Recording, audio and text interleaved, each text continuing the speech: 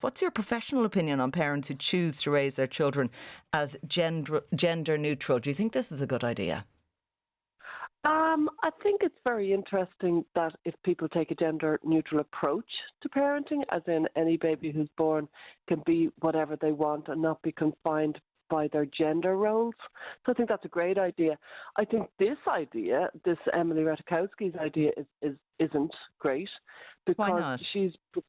she's proposing to keep the biological sex of her child secret, and keeping secrets isn't a great idea. And generally, most therapists will agree that you're as sick as your secrets as such.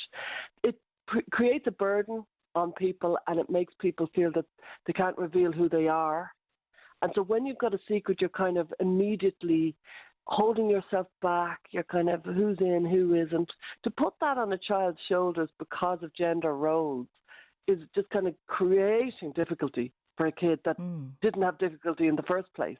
Like the baby's only in the woman's tummy right now. A few kind of famous people have done this, and there's a baby Zoomer, which is a famous kind of baby, as this is a baby who's being raised as a gender neutral, as in we will not know the biological sex of the baby. But Paloma Faith did it as well. Do you remember that pop star?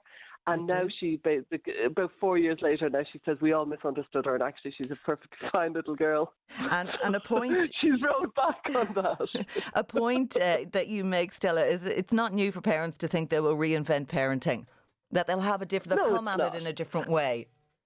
And there's something really endearing about parents who say, right, I'm going to raise my child completely different to everybody else. I'm going to do this. And so that's what Emily Ratajkowski has decided this and declared this, and said that the child will maybe not let them know that will tell them their own gender when they're 18. And that's pretty farcical because, up until they're around about the age of 10, a baby and a child can be whatever they want, as in there's no impact. You could run as fast, the girls can run as fast as the boys, they can be as strong as the boys, they can be whatever. Around about 10, testosterone, from then onwards, testosterone will kick in, and so will estrogen. And that really shapes a body. It means that the boys are stronger. It means they're faster, they're bigger, they've bigger hands, they've bone mass, muscle mass. Huge changes happen between 10 and 18. But the idea that this child is going to keep this secret, it's not going to happen. And it's a terrible burden to ask anybody to try and keep that a secret. Generally on gender neutrality, and this is taking quite an extreme stance, the idea that a child themselves would not tell anyone, including their own parents, what gender they were until they were 18, it seems an impossibility. But it's an impossibility and it's a burden. Children, they have a growing sexual identity and things like that. It's farcical.